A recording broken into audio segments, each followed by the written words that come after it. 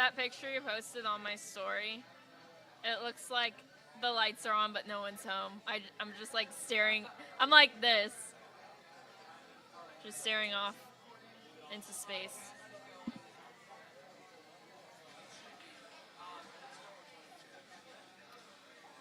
I'm only drinking water.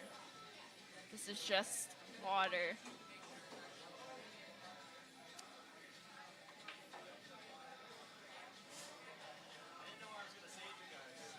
Thank you.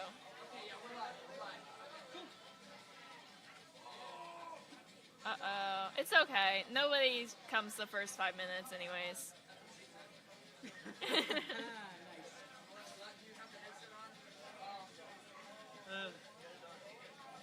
Make that guy your new sound guy. He knows OBS pretty well.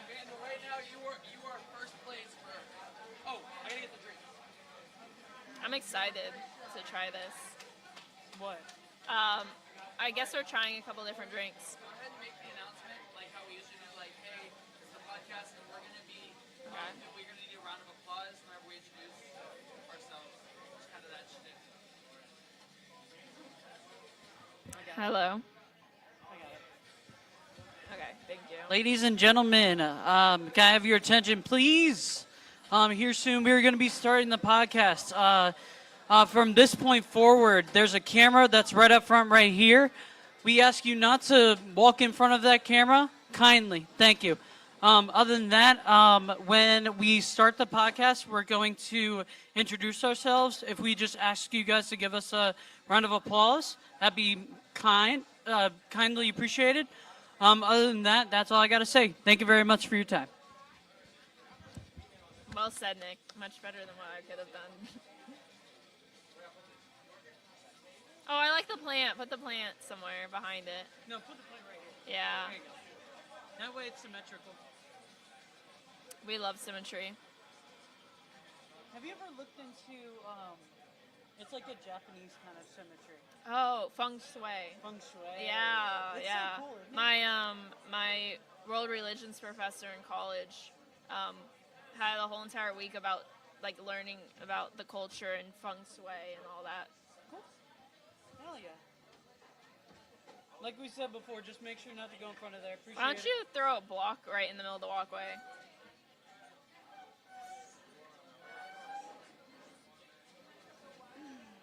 Looks very colorful.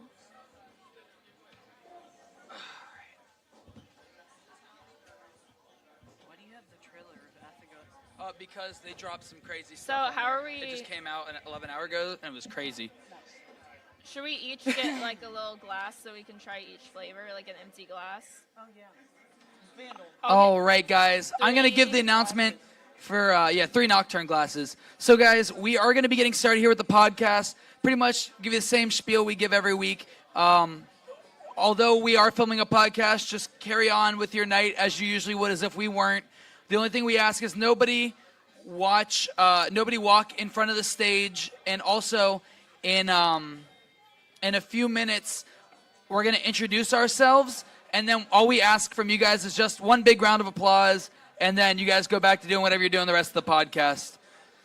Or the rest of your night. So we're going to be getting started here in just a second once Vandal gets back. But just so you guys know. Yeah. Are you ready? Thank you. Thank you. We're also going to need shells whenever we have the people come up here and try them, because none of us are actually trying these drinks. It's going to be the audience. Yeah. Except for your one tea's yours, the Odyssey. What happened? This is... Oh. Yeah. I'm excited to try these. I've never tried them before. I heard they're like really good for losing weight, like insane. Alrighty. They're so good. We are going to have to put this on the ground. And Lauren, you'll have to put your other drink on this side just so we don't have it in the frame.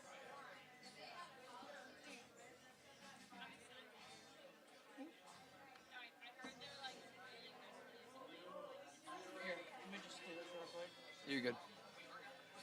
Perfect. Thank you. And that won't even be in frame, so that's perfect. Cute. Thank you. Yeah, that's perfect.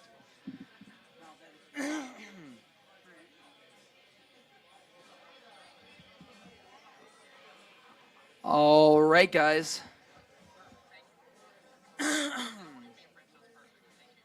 Actually, I will leave the live chat up. Who knows?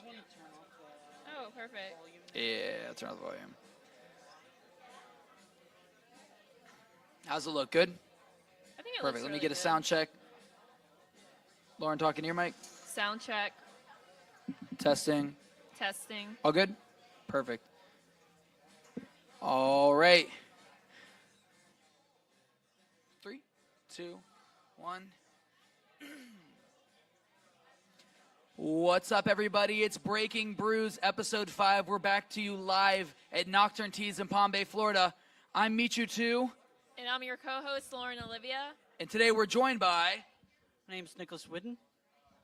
And this is Breaking Brews Podcast. There it is. There it is.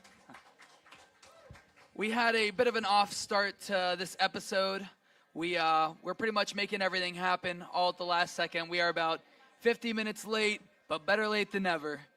Today's episode, we're going to be specifically talking about kava and kratom alternatives for people that, aren't ready to take that step into trying kava or kratom, and maybe something that's a little less potent and maybe something that's a little more inviting. So today we are going to be talking specifically about yerba mate, Odyssey mushroom teas, and kombucha. And today we are actually sponsored by a few people. So we're going to get those out of the way right away. Today we are sponsored by Big Dog Kombucha.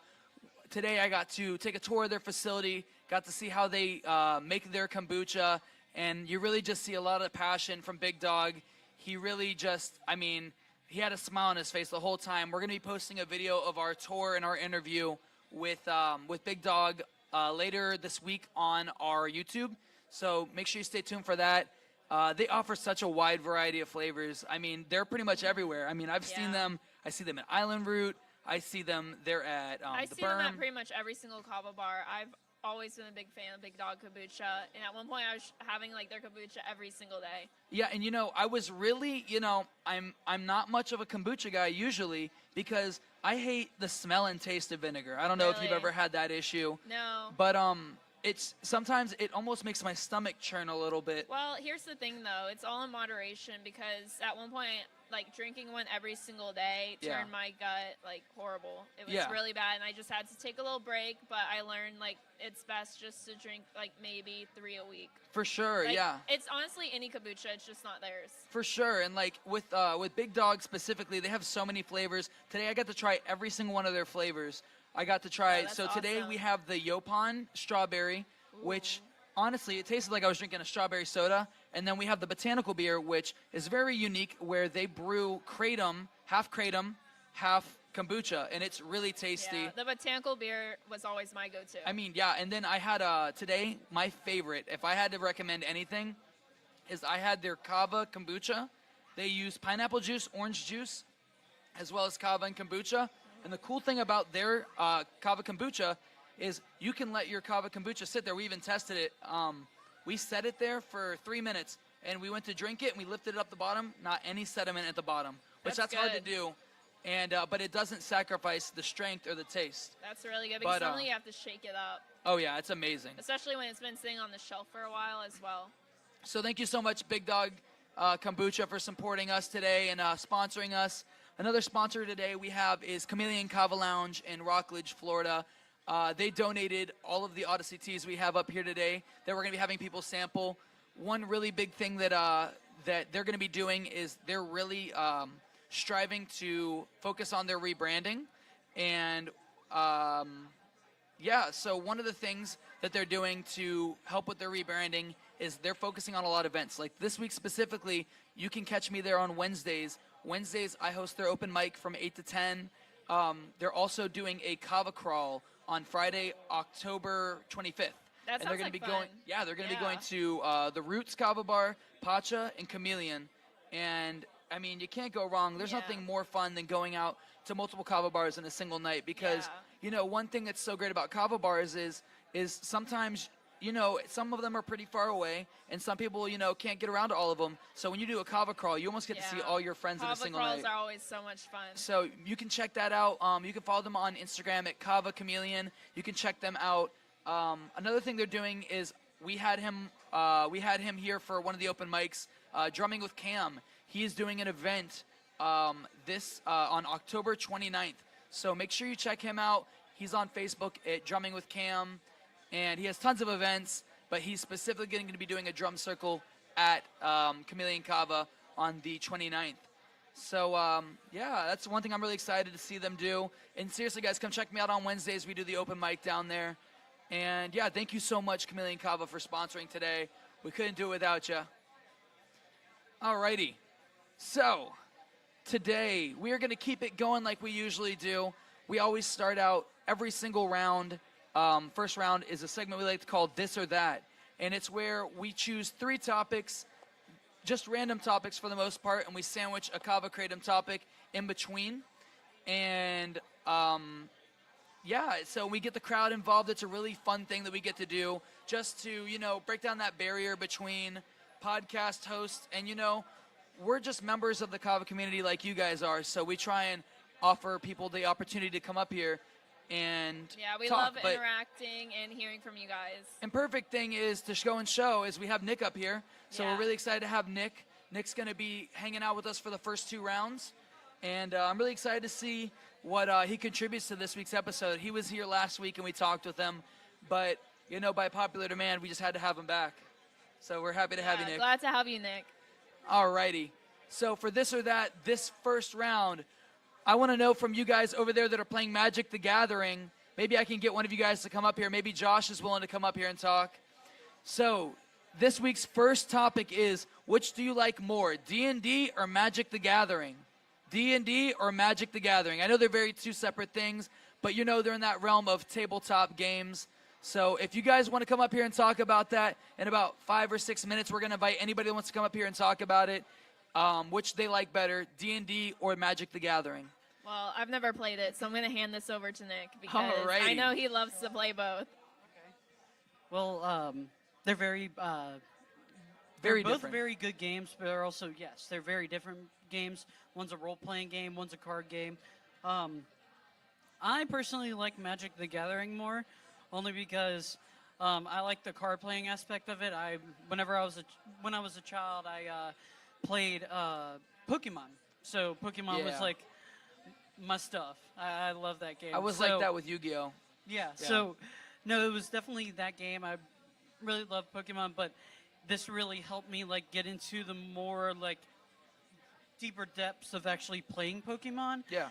But with Magic the Gathering, which is it's very cool. It's kind of a interesting statement to make, but it's very cool. Well, during the hurricane, I noticed before the actual hurricane hit, the night before, they had a really big game going on over there with a meme deck, I think it is. Could you possibly explain what a meme deck is? Meme deck. So they're kind of gag cards. So it's for example, Rory had told me, he's like, oh, for however many outlets are in this room, I do a percentage more damage or something per attack. Oh, I mean, there's a lot of different stuff. I don't know. At first I thought meme decks were actual memes, but put into decks. So I'm thinking maybe, but to be honest with you, I'm not so sure. Yeah. No, I know what memes Dude, are. Nick is going to be one of our memes. I can just tell. From this episode, we're probably going to get a Nick meme. That's okay. But yeah, I'm not 100% sure what a meme deck does, but maybe somebody that comes up here later. Maybe we can get Josh up here. Would be able to explain that. Yeah, I'm sorry. No, you're good. Well, so what about Magic? So you said Pokemon, but what keeps you doing it today? What causes excitement in the game? Just anything. You could pop off really quick, and I could have a massive amount of lands. I could have a massive amount of equipments and artifacts on my board. I could have a massive amount of creatures all at once, or there could be there's the unknowns, which also comes with D&D too, of course, since it's a role-playing game. Role-playing, yeah. But more or less, it's the aspect of you never know what's going to happen next, and every game is always different. Every game is always so much different. I had a game where I had a bunch of creatures down, and it's this one deck that creates a bunch of 1/1s as I'm attacking, and then it just Yeah. got completely board wiped. So I had like no board state. So I For had sure. no creatures. I only had my enchantments and my artifacts and my lands I still had down, but I didn't have any more creatures. So I had to rebuild my state again Man, from my creatures. I hope people at Which home was know what you're certain talking decks. about. Yes, with Magic, and 'Cause yes, I am people lost, do. dude. I just dazed No, out. no. People do know what. No, Oh yeah. but yeah, it's a lot of fun. I was gonna say, I think. See, I need something that's so simple. Like that's why I love Legos. Legos, it just tells me what to do, and I do it. Yeah, they do get a little bit more difficult. You got that 18 plus sets, dude. You can't You go just wrong gotta with build it. different stuff. Let's put some blocks together. I do gotta say, D&D is also kind of complicated if you don't understand. It's role based. I've only started reading up on it because there's a, like actually back there's a bookcase. It has a Critical Role book on it. Yeah. Get it if you get the chance. It's actually really good. I'm on page Oh, for 61 sure. right now. But more or less, it more or less talks about all the different people that are on the Critical Role team and the D&D playing game and aspect and what have you.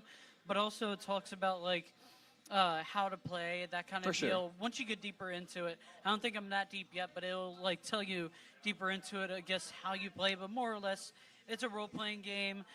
They have like maps built out. So like, let's say for example, this cactus right here, it could be like a tree, or it could be something within Yeah. the game. It's That's pretty why. That's why I like D&D. So in college, I was introduced into D&D just because when I was in college, I used to hang out in the student union where like they have a pool table and a game room.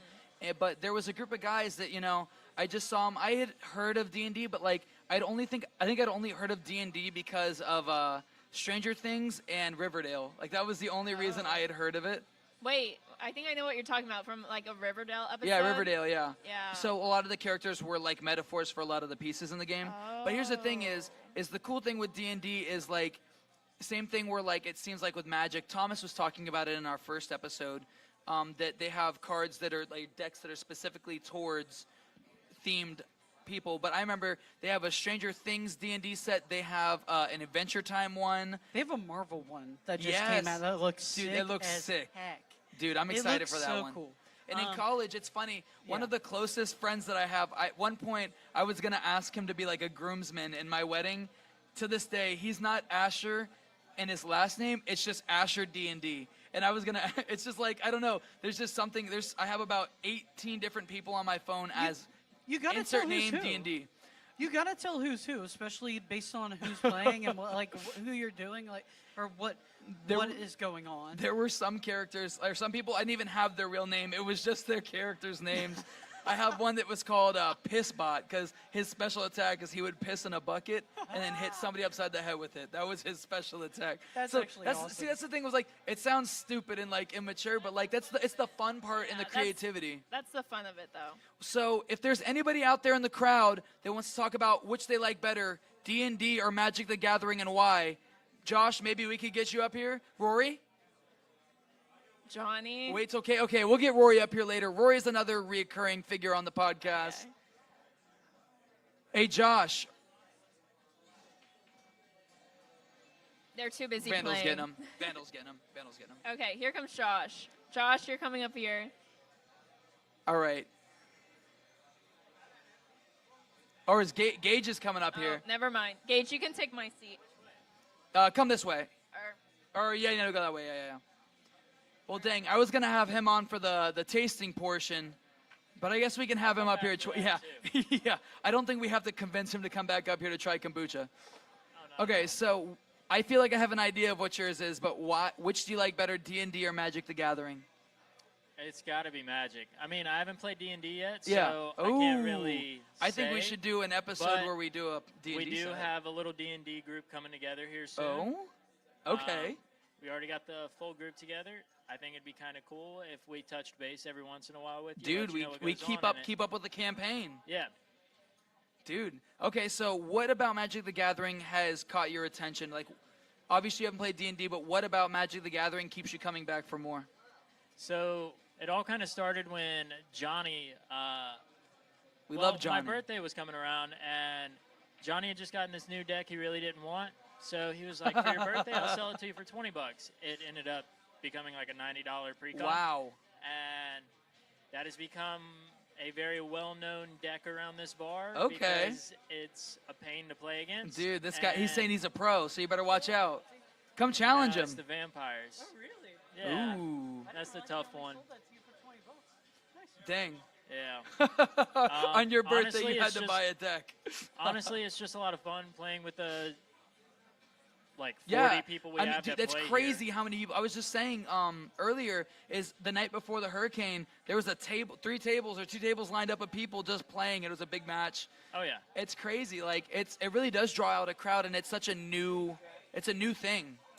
So I mean, it's cool to see that. I mean, it seems like there's not a specific like group of people that play it. It's literally anybody. Like I've just been caught off guard by some people. They're like, "Oh yeah, I love Magic," and I don't know, because like I feel like we get a lot of stigmatisms towards like people who play D&D or people who play Magic, but it's just like a kava bar. You never knew who's gonna walk in. Honestly, I didn't think I'd be the type to ever be into card games or things like that, but you'd be shocked about the different walks of life that play this game. Like Johnny was a frat boy. Yeah, Johnny's still a frat boy at this point. Adonis was Adonis I was a think he's an gym guy. engineer and a gym head. There's so many people here that play. It's kind of hard. Fletcher's to, a theater kid. Yeah. Well, you'd expect that from Yeah, Fletcher. you can expect. I mean, yeah. Rory's okay. Rory, you used to work on a cruise line, right? Like a casino cruise line. No, just a cruise. If you got time, please. Well, Gage, any last remarks you got before he gets up here? How can somebody If get you- into it? How affordable you're is it to get not- into it? If you're not into Magic or you don't think you'll be into something like that, I recommend trying it out because you'll make a lot of friends along the way. The game can get very expensive, but honestly, you could start playing with like a $40 pre-con. Okay. Cool. Pretty much all you need. Maybe Well- some dice. Thank you, Gage. We'll have you back on here to do some tasting later. Yep. All right, Rory, give it up for Gage, guys. Woo! All right, next up we got Mr. Rory. Rory is a fan favorite here on the podcast. He exposed Dunkin' Donuts and ruined our chance to get a sponsorship. So, Rory, how are you going to ruin our D&D sponsorship? D&D. Whoa. No one said anything about that. Whoa, so are you a D&D guy? Do you like D&D more or Magic the Gathering more? So, a little bit of context. All right, go ahead. My mother was a big nerd. I grew up with both. Uh-oh. Yeah, I started playing Magic in 2008. Started playing D&D in about 2008. I was about 9 or 10 at the time. So I grew up with both. I would definitely say, though, if I had to pick between the two, D&D definitely.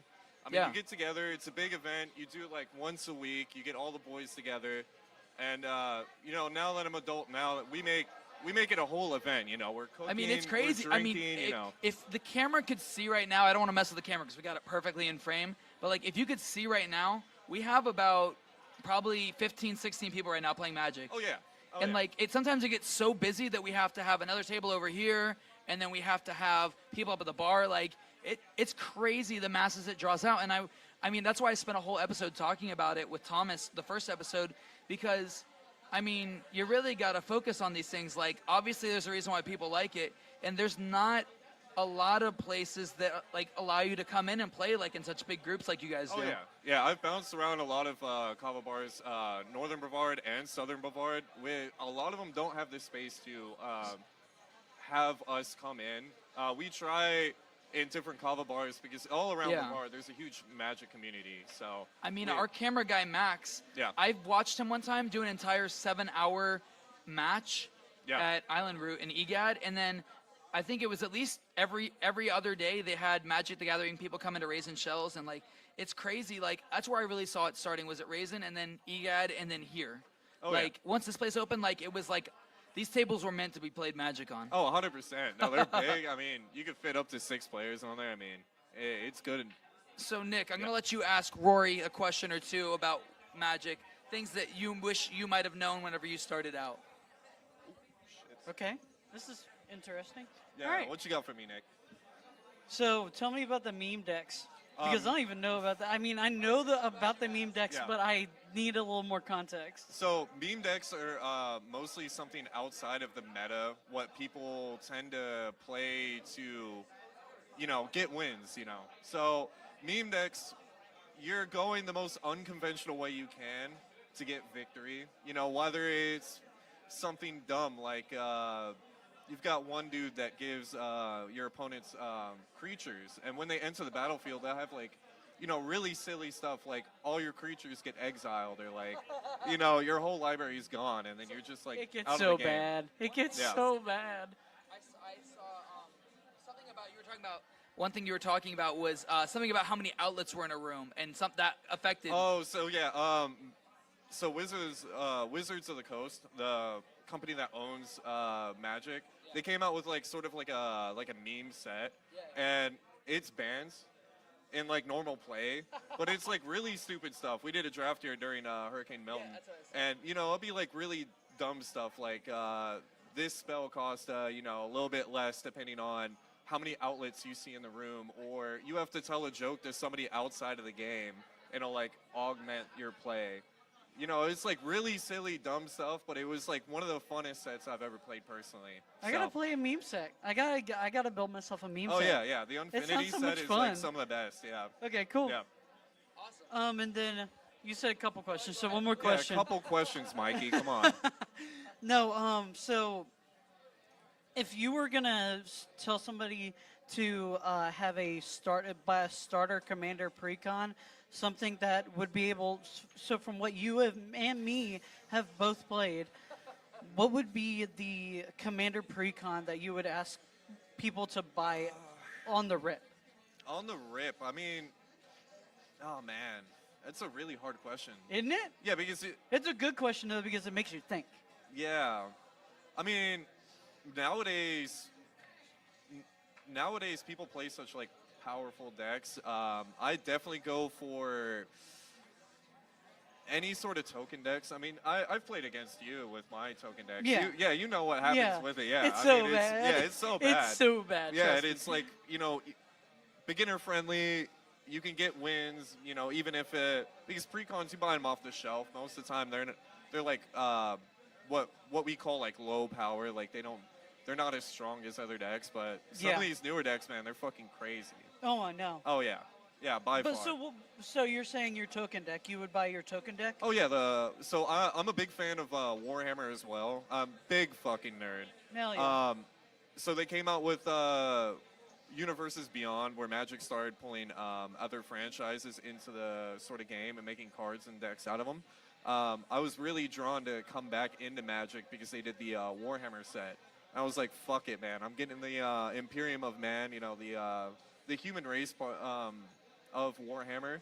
So that's the only reason why I got back into Magic, to be honest. I quit in 2014 and then, just started. Yeah, the comeback of the season, yeah. Yeah, Mikey was just saying, I got off the cruise ship in July. I started playing in July again, so. Well, we're glad to have you back from the sea. We're glad Poseidon gave you back to us. Yeah. But yeah, if you guys ever want to catch Gage or Rory, they're down here at Nocturne Teas in Palm Bay, Florida. So you can catch them out here almost every single day of the week. Every single day of the week. Yeah. So Every. thank you, Rory. Yep. Thank you, Bubba. No, thank you. Thanks for breaking it down. Yes, sir. All right, give it up for Rory, guys. All right, Lauren, come back up here. All right, we're getting Lauren back up here. We're going to talk about... Oh, Rory, your phone. Right or no? All righty. So, the next... I said I'm sorry I made you go down there if you went. Oh, boy. No, you're fine. Okay.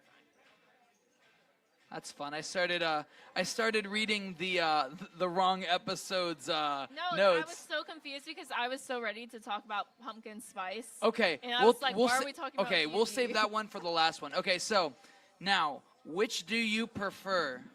A kava bar or a kava lounge?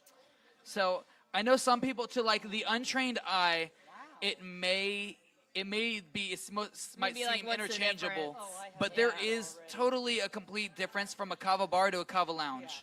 So a place that I would consider a kava bar, for example, would be something like a Kava Sutra Like almost or strictly a bar. an island route. Yeah. I mean, But- Island Route is somewhat of a lounge. Island route's starting to get more loungy, but like, okay, if you Yeah. consider downtown or Something EGAD that's or really Century, just strictly a those bar aren't and you very go there loungy. to socialize, nothing else. Yeah. I personally would A consider. lounge is built around the furniture, the type of furniture you Yeah, have. yeah. Now, I will say, I feel like Nocturne here is a good even mix because it does have sections where it is bar. You got the bar tops over here. You have the actual bar here, but then you Yeah. have the couches here, the couches there, It is the a library nice balance, area. for sure. So I feel like it is a really good even mix. But Yeah. I prefer a Kava lounge over a Kava bar. I got started with Kava bars, but there's just something. I mean, I want to go and relax. Sometimes it feels a little too much energy in a Kava Yeah. bar than a Kava lounge. I think honestly, for me, it personally depends on the day and what I need to get done. If it's a day where I have a lot of schoolwork to do, I love coming to a Kava lounge where I can just relax and spend the majority of my day there. Whereas if I want to be really social and go out because I'm stuck in the office all day doing work with like no human interaction, I would love to like go out to a Kava bar and just interact with people strictly and have a good time. Okay. What about you, Nick? I prefer a Kava lounge over a Kava bar any day of the week. I don't want to go to a Kava bar. I'd rather go to a Kava lounge. So, when you come to a Kava bar, you think that you're going to be here just sitting strictly at a Kava bar. But I like the option of having the couches around to be able to lounge around. Yeah. I actually have a good friend of mine, which is here. His name's George.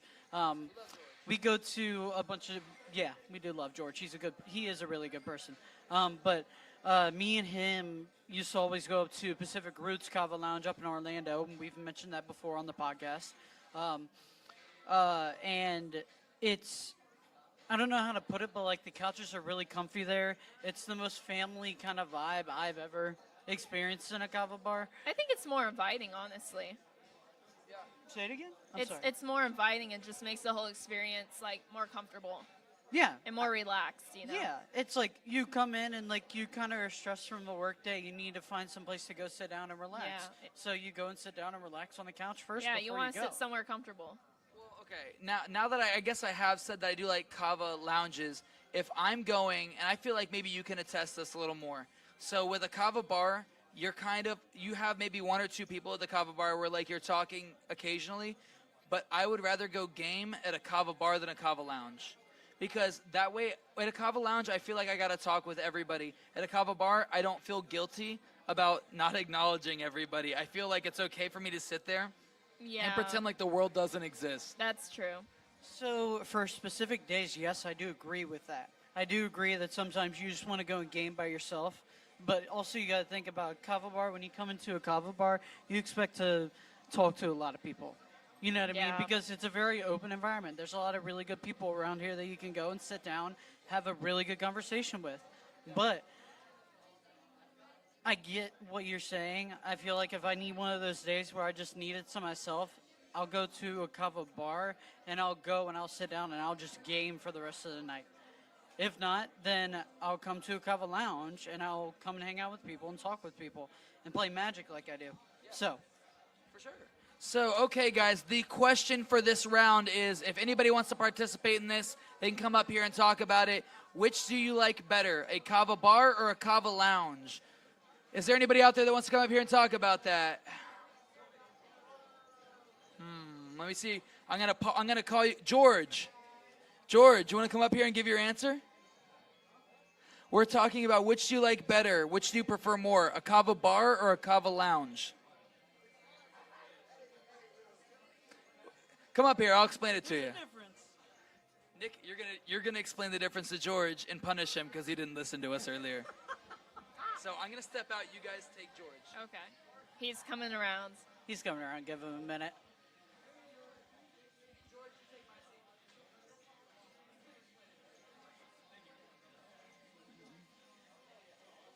All right, so Mikey wants me to explain the difference to you between a kava bar and a kava lounge.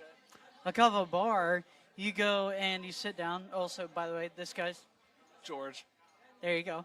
All right, so kava bar. You go and sit down at a kava bar. There's not really, I mean, there is places to relax at a kava bar, but a kava bar, you sit down at a seat at the bar and you expect a drink and you expect to maybe have a couple conversations with people.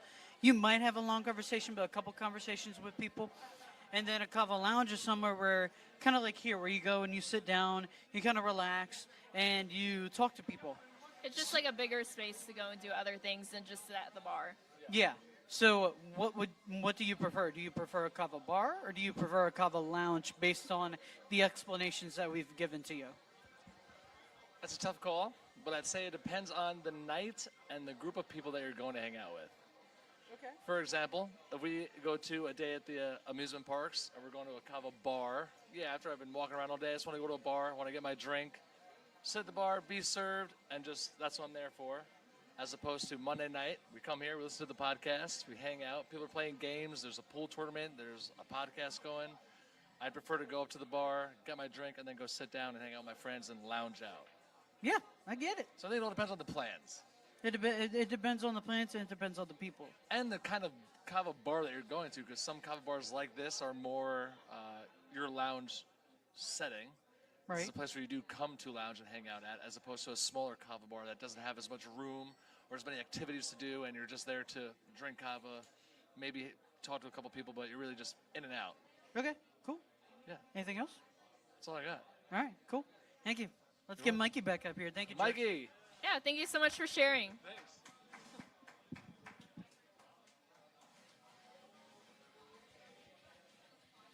As we slowly wait on Mikey to get back up here.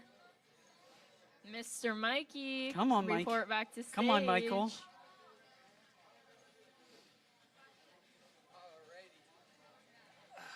All right, we're going to be having Sammy come up here. Yeah, so everybody give it up for Sammy. Sammy. Give it up for Sammy. That's my girl. There we go. All right, Sammy. So Sammy here is the queen of kava. She is. The princess of bouquets. The flower power queen. So we are talking about which do you prefer more? Because I feel like you have a good say on this because you travel around a lot of kava bars. Right. Which do you like better, a kava bar or a kava lounge? And hold the mic. You got this. So I'm going to say Kava Lounge because I don't know, for me to pick a Kava bar, I love just the layout, the furniture and stuff. Like what makes me love here is just all the couches they have, all the different seating arrangements they have. So I'm going to say lounge probably over bar. So if you had to choose, you don't have to say nocturne, you can openly speak. Right. Which would you which is your favorite lounge, even if it's one that's not even in Brevard County? If you've traveled and you've been to some, what's your favorite lounge you've been to? I wish I remembered the name, but I went to one, I think it was in North Carolina, and it went underground to get into it. Really? But yeah, I went underground. It was so awesome. Not into like a cavern, but it had like a staircase kind of like going down. When Like you a first cellar? walked in. Kind of like a basement Okay. kind of vibe. But yeah, you go down and it had like great What's it called? furniture. Sovereign? Sovereign or Vintage Kava it might be. We'll check it out. We'll put it down whenever we edit the video. What was it called? Sovereign or Vintage? Did you guys go on your recent trip just like a week ago? No, we didn't go on our recent trip. There wasn't really much in Tennessee. It was kind of like a small town, like country kind of. Yeah, so yeah. There wasn't really many kava bars around, but yeah, I wish there was. Yeah, There's it's cool one that in they still Nashville. have them though. Yeah, Yeah. I know. They have like I think one or two, That maybe was like three in when I there, just so. recently went to New Orleans. They Yeah. had one kava bar there, and I'm going back next month, so I'm gonna go check it out for sure. Yeah, it's crazy because when you come to Florida, you see them everywhere. so but all many, these other yeah. states, like barely any at all. Yeah, but I think it will get that way in yeah, other right? states soon But for sure. that one was awesome because it went down kind of into this like staircase, then you got down into it was like underground, and it was super cool, and they had great furniture and great That almost sounds like a products, and- speakeasy or somewhere hidden. Yes, it was so cute. You They would've should loved do it. more like kava bar speakeasies. Well, thank you, Sammy. Thank you Thank for you your so much. input. Thank you for traveling so much to give us cool Yeah. stuff like that. Everybody give it up for Sammy. Woo! Thank you, Sammy. Thank you. And if you want to get a bouquet made, reach out to Sammy. Yeah, Sammy makes beautiful bouquets. Alrighty. And now for our last round for the this or that segment, we are going to be talking about which do you like better, or I mean not which do you like better. Do you like it or do you not like it at all? Pumpkin spice. So That is the white girl special. Oh man, Oh, Sammy, Sammy's you would have giving been it the a only thumbs white down. girl to ever say you don't like pumpkin spice. So like how Starbucks has that, what was it, the pumpkin spice You're asking drink? the wrong guy. I don't know, but I've heard about it, the pumpkin spice drink. Have you Yeah. had it, Nick? Pumpkin spice latte, yeah. Wait, please tell me about that because I've never had it. I'm not. It's the most white girl That's thing what I you was about could to say. expect. Is I was It's the trying not most to be. white girl. No, I was no, trying no, not no. to be a It basic is the white girl. most- I'm like, no. Specifically, it is the most white girl thing you could possibly that's have. what the drink's known for. Next to the pink drink. Next to the pink Yeah. drink, yes. No, it's like I've had the pink drink. I mean, they put like probably almond milk or oat milk in it, and then like they have some sort of like flavoring for pumpkin spice. Oh, okay. Vandal It is doesn't getting sound really that offended. great. Vandal is our standing camera guy today, and Vandal apparently likes each and every one of the drinks that we're calling the girly drinks. Oh. So Oopsies. shout Oh, out to Vandal. But honestly, I love any pastry or any bakery item that has pumpkin in it or pumpkin spice on it. Yeah, okay, So no, I like that's more where I of differ. the food aspect of pumpkin spice, not so much like in my drink. I can't remember if this made it onto an episode, but I specifically was talking about the only. Okay, I was wrong. I said I only like the pumpkin spice donut for Krispy Kreme. Here But- we are talking about food again. Hey, this is allowed. This is allowed. This episode is directly centered around food today. We did good last time. So- We deserve to talk about food this time. For pumpkin spice, there is a pumpkin spice muffin. I don't know. It might be a Pillsbury muffin or something, or the Betty Crocker or something. I believe it's the Dunkin' Donuts. Dunkin' Pumpkin muffin I wasn't is talking about to that. die for. It is so good. So if you haven't had their muffin from there, go have it. Not what I was talking about, but you said the word. I think it's Duncan Hines makes the pumpkin muffin, and it's not pumpkin spice. Technically, it's pumpkin, but I hate pumpkin. I don't like pumpkin spice. Don't like pumpkin. Don't like pumpkin drink. There's a drink at Universal called or I think it's called Mikey, pumpkin juice. You literally hate everything that is like appealing to the masses. Listen, man, I try He's my a rebel. best. He's a I try my rebel. best to stand out, not in the favorable way. He's got to be different. He's got to be the Rose, black where are sheep. you hiding at? Who? Where'd she Who go? was it? Rose. I don't see her, of course. Oh, she's talking right there. Vandal, yes. You're up. Come this way, though. All right. I'm going to back off again. Okay. Alrighty. I guess I'll ask her this time. So go ahead and introduce yourself. Hi, I'm Rose. Hi. Dropping things. Where are you dropping? Did I drop? A clip for a guitar. Oh my god. So what do you like pumpkin spice or you hate it? Yeah, no, I like it. It's good. It's good. No, it's good. So what would be your favorite pumpkin spice item? I like donuts, pumpkin spice donuts. Do you like what's your go-to place to Oh, get a pumpkin Dunkin'. spice donut during the fall? Dunkin'. Wh- Dunkin' what- Donuts. What'd you say? Oh, Dunkin' Dunkin' Donuts. Donuts. They do. They have really good pumpkin items. I was just talking about how good their pumpkin muffin was. Have you ever had their pumpkin muffin there? I don't think so. No. You should get it next time. It's I really, really should, good. yeah. Yeah, it's got some powdered sugar on top, some pumpkin spice sprinkles too. But yeah. Cool. Do you have like a favorite pumpkin spice drink at all, or you mostly just like pastries like me? Honestly, hot take, I don't really like the drinks. I like the Okay. donuts, but the drinks themselves, like they taste artificial. I like the real pumpkin, if that makes sense. Yeah. Yeah. So, what drinks have you tried? Where were they from originally? So I'm basic. I like chai lattes. Okay. Yeah, those are Nice. good. I love them from Starbucks. I don't like the Dunkin' ones, which is kind of funny. Since I'm Does always Dunkin' there. taste like too artificial to you? Yeah. Okay, Do you yeah, think that's the same. See, I don't really drink their drinks that often, but I've tried their refreshers here and there, and it's too sweet, it's too artificial tasting. So you said like Starbucks is a good place to go to get a pumpkin spice drink. Yeah, I never really drank the pumpkin spice there, but the chai lattes. Oh, okay, totally the chai recommend. lattes. Of Yeah. course. What's your favorite place to get a pumpkin spice drink, Nick? You don't know? You haven't had it? That's okay. I feel like I honestly really haven't had any pumpkin spice drink off the top of my head. It's just the pastries. But thank you so much for coming up here and sharing. Sure. We're going to have Mikey come back inside. Cool. And we're going to get on to the next segment. Thank you so much. Thank you. Oh. All right, I we think actually have- we're still in Yeah. this We're or still that in segment. pumpkin spice. Yes. So Okay, we have sorry. one more person coming up here, Lauren. I don't know if you want to step off for this one. Yeah, I'll step off. I've been hogging the stage. All right, brother. You're gonna grab that mic and you're gonna introduce yourself.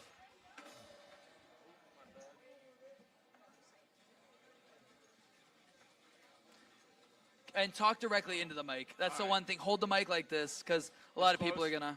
All right. I'm Curtis. I actually work next. I'm Curtis. I actually work next door now at the new gym that's coming. Ooh. What kind of gym? Is it like a CrossFit or? No, it's an Olympic bodybuilding gym. It's actually Olympic they sponsor bodybuilding. the Mr. Olympia that just happened this weekend. Wow. Okay. Well, so I guess we're gonna find out. Can you enjoy pumpkin spice as athlete bodybuilder? Absolutely. Pumpkin spice is a top tier fall drink. Number one, hands down. So what is your favorite form of having pumpkin spice? A latte, a donut, muffin, cake, pie? Definitely a latte. A latte? Oh yeah. Full Do you, white girl. Are you Team Starbucks or Dunkin'? This is one of our topics a couple weeks ago. Team Dunkin' all the way. Oh, yeah. you and Kate would get along. No, we see. Here's the thing: is I'm not. I guess it really wasn't Starbucks or Dunkin'. It was just Krispy Kreme or Dunkin'. I'm always Team Krispy Kreme, man. They haven't let me down except for their Munchkins, because I still need Krispy Kreme to want to sponsor us. So I have to give them all the credit I can, because Rory ruined our sponsorship chances wherever Rory went. Rory he made a comment. He made a statement saying there's a reason why Krispy Kreme shows you their process and Dunkin' doesn't. So thank you for that, Rory. I had to just draw attention to that. So in case Dunkin' does want to sponsor us, we'll never have Rory on the podcast again. So when do you think that the pumpkin spice trend really started popping off? Like, when did you start to notice it? Like, when do you think you were joining in on the craze whenever it started to pop off?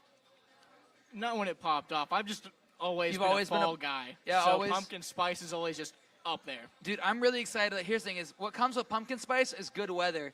And tomorrow, supposedly, it's supposed to be a low of 65 degrees here in Brevard. Dude, I'm so excited. I'm gonna go outside and write music all day long. Like, I'm supposed to come here for bingo. I might be late just because I'm too busy playing music outside. Hey, fair. Fall is the perfect weather for that. Well, I love it. thank you so much for coming up here, man. Yeah, of course. We Thank you appreciate guys. it. All right. All right.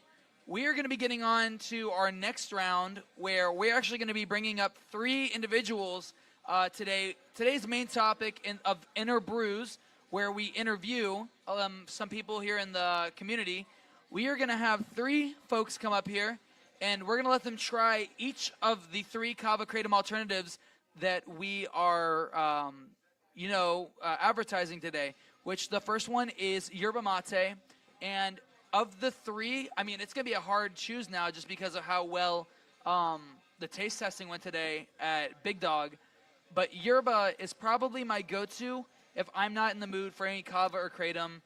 It's just they have such a good variety of flavors. I brought my 2 favorite. We have Enlightenment, which has mint leaf and eucalyptus, and then Revelberry, which is a good mix. I think it has elderberry, raspberries, and there's another kind of berry. I think it might be a strawberry by chance.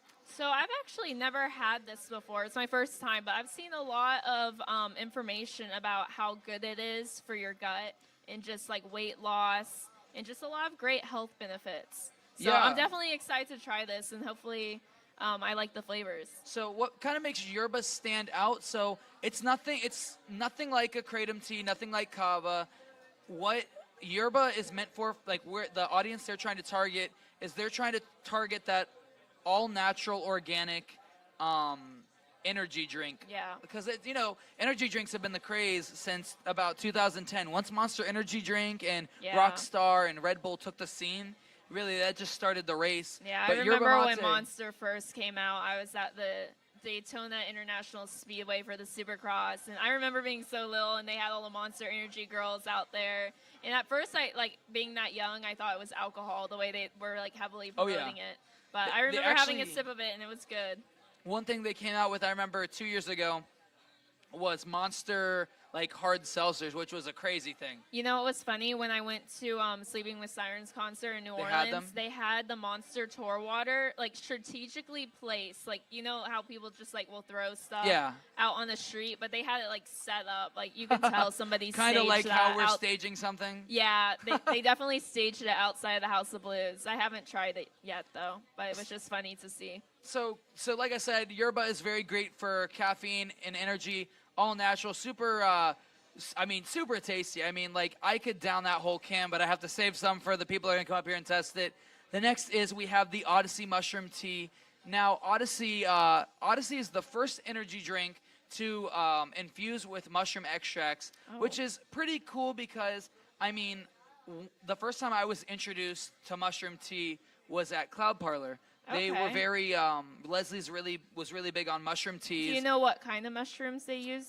They use cordyceps and lion's mane. Yeah, for lion's mane Odyssey. is great for your brain. And so the goal for Odyssey, the company, is they wanted to create a functional beverage that's potent, organic, and sustainable. And the company itself, I mean, I've really noticed them pop up in the last 2 years, but I see almost every single kava bar has them. Really? And the cool thing about Odyssey is where compared to yerbas, which it's just strictly energy, is with Odyssey they offer different selections. Like they have it boosts your mood, some boost your energy, some boost both, some boost your focus. I Yeah. mean, I like drinks that kind of offer different abilities. Like same thing with kratom. That's why I think it's perfect as a kava kratom alternative. Is that it's like for some kratoms, you have some for energy, some to boost your mood, and some to kind of relax you. Yeah, And it's it's just nice cool. to have a variety of things that do stuff for you or benefit you in some Yeah. certain way. And Odyssey's a very self-sustainable company. They're really big on recycling, and I'm pretty sure all their cans are recycled metal and aluminum. That's nice. Um, That's really great. So the coolest thing about Odyssey, and I discovered this from the company, is they use the only kind of sugar that is marketed towards diabetics, and it's Oh. sugar that comes from the fruit, monk fruit. And it's the perfect drink for anybody that wants a sweet drink that's diabetic, so they recommend. That's awesome. I never heard of monk fruit, but I even today, before I came here, I had dinner with my mom. I was telling her about it, and even she had heard about it, and she doesn't know a lot about the kava kratom Yeah. or even like mushroom market, but she had heard of monk fruit. So that's it's just really cool that, if my mom knows what it is, like that's crazy. It's cool to be able to have a tasty drink and it to benefit you in some certain way towards your health. And the third thing is one of our sponsors here today is Big Dog Kombucha. Thank you so much. Mazel tov. Everybody give it up for Kate. Woo! So for those of you that aren't here with us, Kate happened to drop something loud and big. Oh, Oh, the tip jar? not the tip jar. Oh, the green tea. Okay. Oh. Slay. Okay, well, I the won't be last having thing, green tea tonight. man, yeah. It's okay. We're never going to get through anything. So, and the last thing is, again, I said thank you so much to Big Dog. They donated a half gallon of kombucha. They have brought us their botanical beer, which is a mix of kratom and kombucha, which, I know we're talking about, kratom and kava alternatives, but that is just a very cool thing. It's such a good flavor. I've But had then it. one that It's is really completely great. kombucha, no kratom, no kava, is their strawberry yopon, which I described earlier in the episode.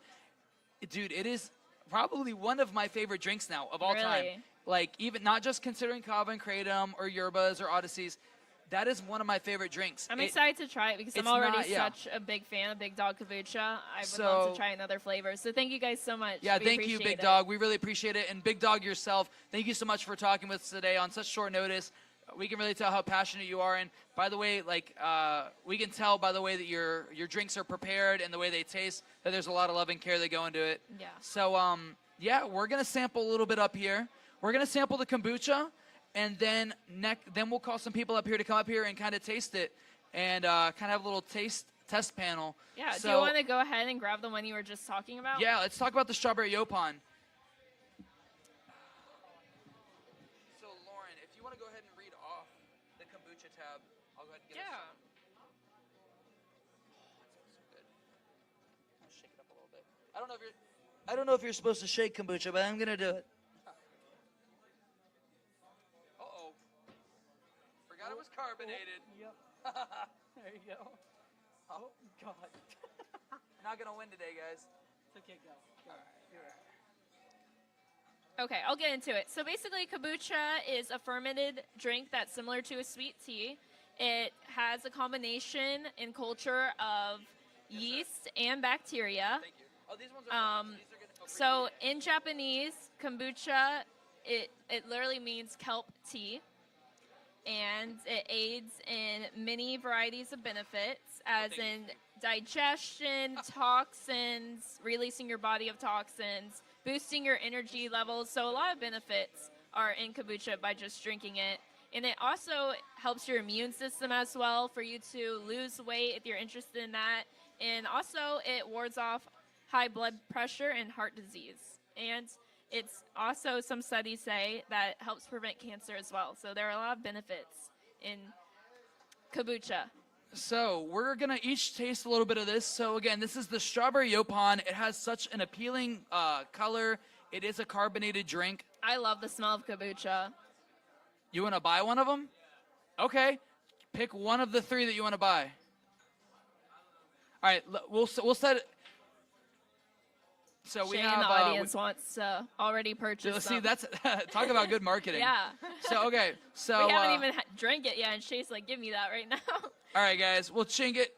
Boom, boom. Bola. Gosh, that's so good. That's really good. And see, I've been drinking like kombucha since middle school, and some of it is just too sour tasting and too intense. But that was really, really smooth. It honestly didn't even taste like I was drinking kombucha, to be honest with you. No, it's really good. Yeah. God, I mean, I actually, to be honest with you, I know you're not the biggest vinegar fan, but I love vinegar. Really? It's an odd addiction, but I love vinegar. It's really good. But give me a minute. Yeah, I'm finishing this. So it has that sweetness. It has a little bit of the carbonation, which fits really well with it, and has a really good aftertaste. Not a lot of drinks that I drink nowadays. They have a very good. Don't have that really good of an aftertaste. What flavor did you say this one's was? really good. Strawberry something? Strawberry Yopon. Yopon. What is Yopon? So Yopon, from if I can remember correctly, Big Dog was telling me earlier, Yopon is actually a flower. Now the Yopon is actually supposed to be pretty faint. It's supposed to be kind of like that greeny.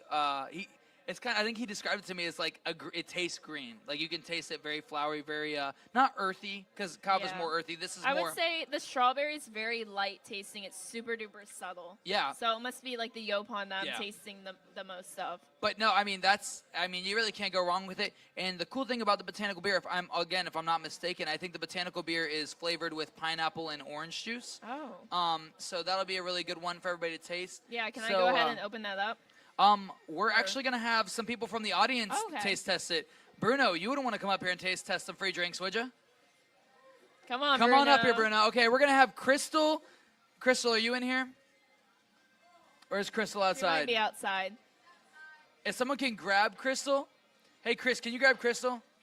Perfect. So all three of us are going to get off stage, but we're going to leave one mic for each one of you guys to taste test and try it. Should we grab them glasses? Or? I have them right here. Okay, perfect. Yep. So, Bruno, you're going to sit in my seat. So you're going to be... So what you guys are going to be testing today, Crystal, are you in here? I just saw you. Finn, come on, Finn. Yeah. So everybody sit down. So I'm going to introduce the people we have coming up.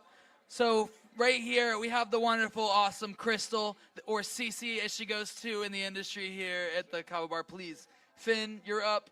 Oh. This is Bruno. Bruno is a local musician, and dude is taking the world by storm. We're looking forward to having him on as a special guest, just him. Bruno's very talented. And then this is Finn, one of my favorite artists here in the community, always dresses popping off. So you guys are going to share this mic here, actually, and I'm going to set down, I'm going to come around and fill up some shelves for you guys with some of these drinks. And the camera's going to get a good picture of my backside. So we are just going to put them all in this, each one in the same shell. So make sure you drink up.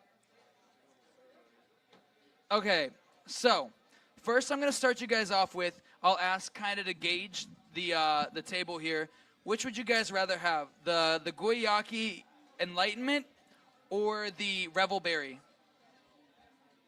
The mint? Yeah? Okay, we'll do the mint. So with this is my favorite drink that the company makes. Like I said, it contains eucalyptus and mint leaf. So it is a very delicious substitute. Like, I usually keep about 2 or 3 of these inside my fridge at all times, just because it really is a good energy booster. So you guys go ahead, take a sip, kind of let it simmer, and then I'll let you guys each go in a line and say what you guys think.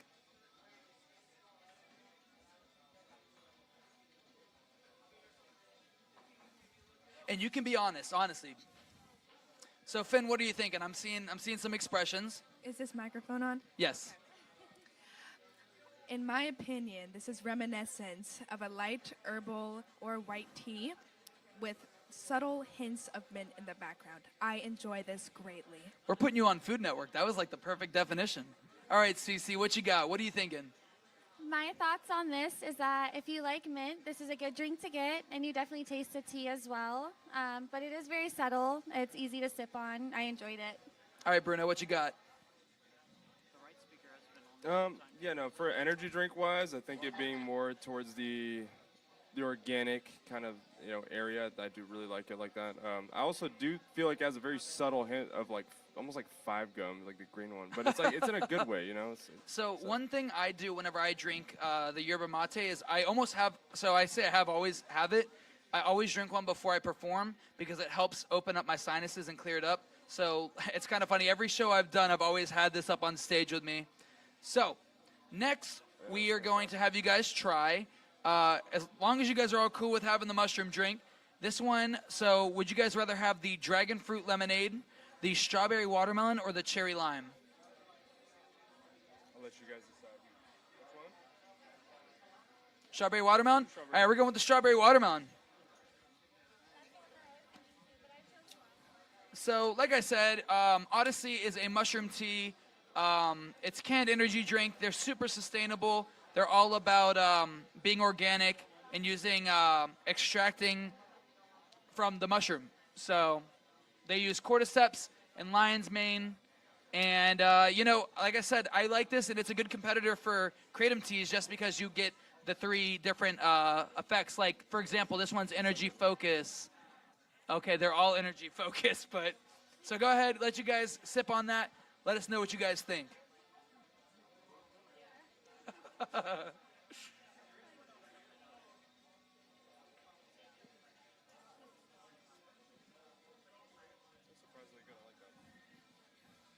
All right, Bruno, we'll start with you this time. What do you think?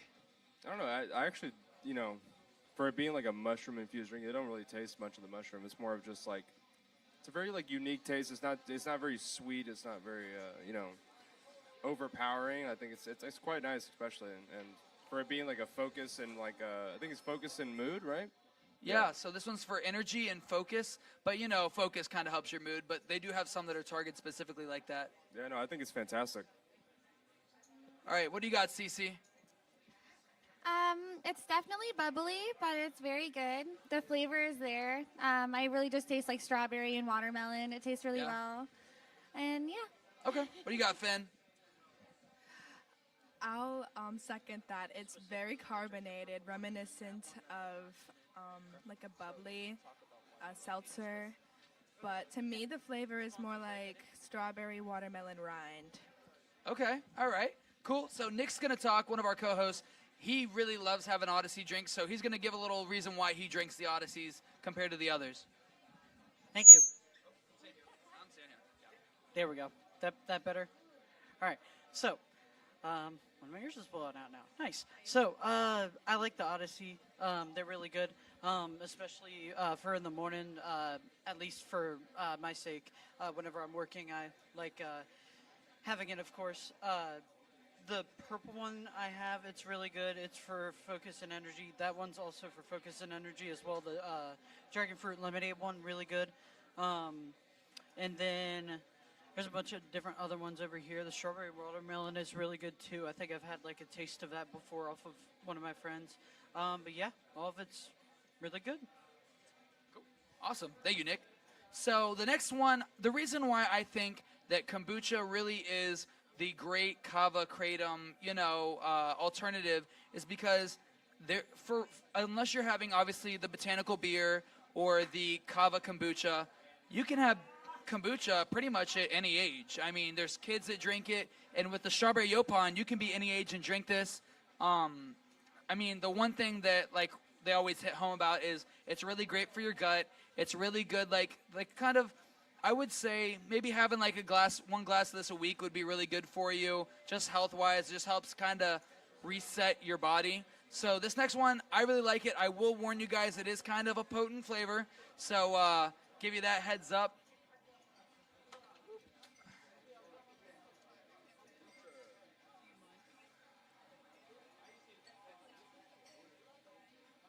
Get it, Cece.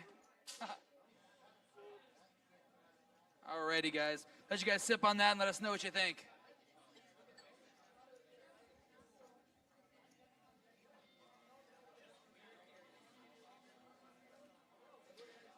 Now, the one thing about kombucha where it is kind of, you get almost kind of like a tangy flavor or that, that kind of sensation where it seems a little off is the fact that the cool thing about kombucha is it does take healthy bacteria and it pretty much, that's what you're drinking, and that's what helps cleanse your insides. It doesn't make you like your stomach sick or anything like that, unless you drink a lot of it. Just obviously, same thing like Lauren said earlier, you just gotta drink everything in moderation. So, first ideas, what are your first responses on it? That is some yummy bacteria. I Yummy enjoy that bacteria. a lot. I've only tried kombucha once other than this, so this really gave me a positive impression. Okay. Cece? So personally, I have never been one to really like kombucha, but this has a really fruity flavor and it tastes really well, and I see myself drinking it in the future. Cool. So. All right, Bruno, what you got? Yeah, no, I have to agree with that. I think for, it being kombucha in the sense that it is relatively, well tasting. Yeah. A lot of times it can be very pungent, but I think that it's That's very, the word, pungent. I think that it's relatively nice. It's not bad at all. So. Well, I really appreciate you guys coming up here. Maybe we can get just a little more insight from you guys. Whenever you guys go to a kava bar, what really attracts you? What are you coming out to the kava bars for? Usually for me wise, I would usually relatively say that I come out for the kava, and like I do really, really enjoy, the actual, atmosphere of everybody kind of together, respectfully doing the bula and stuff like that. And it's fun, it's nice. So yeah, it's a real sense of community. Oh yeah. All right, Cece, what keeps you coming back out every single day almost to the kava bars? The main thing I look for when I come out to a kava bar is the community and the people I'm surrounded with. I feel like the kava bar really opens up your eyes to a different community with people. I feel like everyone's friends, like everyone says hello to each other. It's also friendly. It's really welcoming and inviting, and I really enjoy that. Yeah, that's the main thing I look for. I think the kava tenders really make a kava bar as well. I love my kava tenders. Hello. Dude, and they love you. Yes, I know. Much love.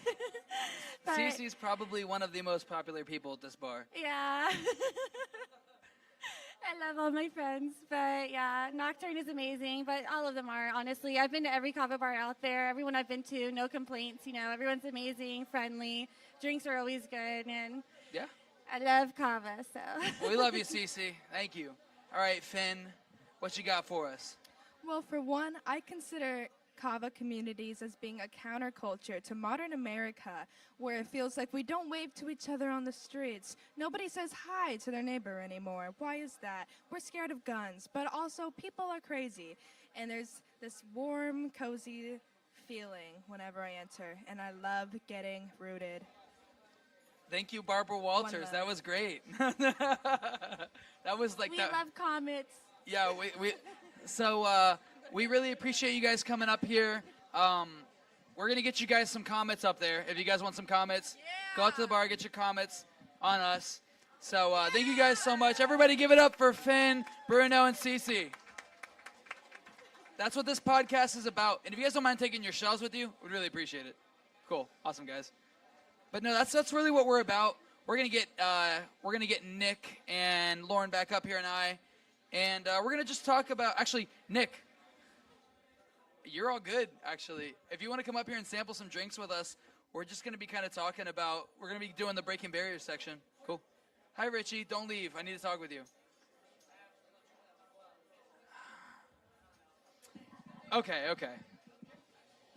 Actually, hey, Richie, can you come up here for a second? Cuz I'm going to talk to you. Actually, Nick, I'm going to have Richie come up here for a minute. Sorry. So which ones are we sampling? What's that? Which ones are we doing? Okay, so Like the other half. we're going to do the other half. Cool. Okay, so on the last episode, we talked to Richie. Richie is our in-house pilot. Yeah. We love Richie. Richie, actually, I met Richie through Lauren. And before I really even knew Richie invited me to an Orlando City game. And Lauren, Richie, and I went out to Orlando and watched some football, some soccer, as the Americans call it. Did we win that game? We lost. I think it was we a lost. tie, went into overtime, then we lost. Because their defense was trash. Yeah. Uh-oh. Trash. Hey, listen. Hey, I got that Orlando pride, man. Come on now. We're fourth in the league. Don't judge us on that. Okay. They got it Well, together. Richie, are you willing to try some drinks with us? Of course. Perfect. Okay, so we're going to try the other half of the table. So, Lauren, if you want to grab these drinks and just push them towards the center, we'll take Nick, what was your other favorite? This one, the green one? Okay, perfect. All right, we'll save that one for you. So, I'm going to save the mushroom one for you. I'm going to be straight up with the audience. I'm allergic to mushrooms, so I'm not going to drink it, but totally supportive of the whole thing. I just can't drink it or I'll die, so I feel like that's a good reason. So I'm going to let you guys try that. Okay, well, this is the Odyssey. Is its name the 222? I'm going to drink more of this yerba because this is my favorite thing in the world. It's So what flavor do you got? This is the cherry lime, and it's lion's mane, if you were wondering what type of mushroom was in this. And it helps your energy and focus. Perfect. So go ahead, you guys sip on that. some I'll talk to ASMR. people. If you want to hand me the tablet real quick, I'll do some talking while you guys try these. Okay. Can you? And you guys, if you guys end up liking it, you guys can split that because it's just going to go out to somebody in the crowd. All right. So, man, this table probably looks like a mess on camera. So, like I said with Odyssey, it's the first energy drink to infuse mushroom extracts. Odyssey's beverage line provides holistic support for the body and mind, and it supports energy, endurance, focus, and immunity and your mood balance. And like I said, Mikey, the really cool thing about it This is so good. Is it good? You we like both it? looked at each other in shock. This does not taste Okay, well, hey, artificial. then fill up more. So, now that's the thing is, I do feel like I miss out on a lot of stuff without having mushrooms. Like, I don't get to have calzones, or is it calzones or chambolis? Is there an Italian in the audience? Anybody? Nope, no Italians tonight, I guess. That guy looks Italian. But I can't have mushroom on pizzas. I can't have cordon bleu, which is a really sad thing. I've always wanted to have cordon bleu. Wow, they really did slam that, dude. Look at that. See? That's what it's all about. So while they're chugging that, I realize you guys are going to have to drink the entire thing because we're going to have to pour these into your glasses. All right. Time We're to chug, drinking guys. buddies. We can. Wait, See, this is how we do it with Pepsi is down at the Camping World Stadium. Dang, Richie, you're a pro. You a pro, baby. All right, let's All right. shotgun the next one. All right, so the next one we're going to do is we're going to do the next yerba mate. This one is my second favorite. This one's my first favorite. The Enlightenment, the one with eucalyptus and mint. So this one is Revelberry. Now I'm going to look at the ingredients because I'm pretty sure it does. So it uses organic cane sugar, organic yerba mate, yum berry, hibiscus flower, Ooh, I love and hibiscus raspberry and blackberry. That sounds really good. Yeah. I actually have a funny story. Please. A few funny stories. Please. Wait, does this work? Yeah. Are you sure? Yeah. TikTok, it's going. All right. Well, for the No, I was joking. They're bringing me keys out here to shotgun this. Oh boy. So for the yerba, I went to FIT, so every time I would have to drive home, I would used to have like Red Bulls, and Red Bulls would make me crash by the time I get to like Yeah. the northern portion of North Carolina into Virginia. That's But ever thank since you. I started drinking yerbas, I never had a crash. Really? And I just kept going. I never crash. And I just keep going and going and going and going. I'm like, Maybe this Shit. will get me off of soda. honestly, I hope. yeah, it's way better. I really hope I like this so much. So the cool thing about yerba, now, again, I am totally in support of going out to your local kava bar to get a yerba, but I do got to give the shout out to Publix. Publix on the regular sells these cans 2 for $3. 2 for $3, where That's insane. regularly, I'm not going to say where, but most kava bars sell them for about $4.40 after tax. So you can get They're 2 gonna for hate $3 you for at this Publix. one. I think it's 2 for $3.50. But now Richie didn't even give us time to try that. He just dug right in. I already know how this one tastes. I almost drank the mic. So now I'm going to give you the whole lineup of their flavors. So not only do they have the canned drinks, they do have glass bottles, which are slightly different flavors. So of the canned variety, they have Enlightenment, Revelberry, Tyler just Blood did Orange. a big no-no. Don't Blood- walk in front of the camera. It's Come okay. on, He's the camera Tyler's man. one of our camera guys, and he broke the forbidden rule. So sorry, I'm going to start over. We have Enlightenment, Revelberry, Bluephoria, Blood Orange, and a lemon zest, I think, or feel lemon like- twist. And now they do offer, which surprisingly is just as good as the canned one. They offer one that doesn't have eucalyptus, but it's Yeah. I Apparently, think I'm a allergic lime. to eucalyptus. Wait, There's not eucalyptus in this one. It's okay. Yeah. My tonsils will just swell up. I don't think Guys, I'll we die. killed Lauren on this week's episode. Yeah. Well, okay. While we're up here sampling these, I'm also gonna, just so we don't go too late, I'm gonna sample in some of our breaking barriers topics. So today, one of our breaking barrier questions is, where are we traveling to soon? And I didn't plan to have Richie up here for this, but it's just so He's always coincidental. traveling. Dude, it's so crazy. This looks like it was staged, but I promise it wasn't. He's our in-house pilot. He's my private pilot. So, Richie, you are going to 2 places this Friday. Go ahead and talk about where you're going. This Friday, I'm actually heading home to D.C. to go to one of the Washington Commander games. Oh, nice. Just to see some family. You go Commanders. I hate saying that name, but that's a new name. But We'll cut this out if it's not a fan favorite. it's fine. Whatever. It's okay. But I'm buying a plane ticket. I'm not actually flying myself out there, but I'm actually flying you on the 18th over to Tampa.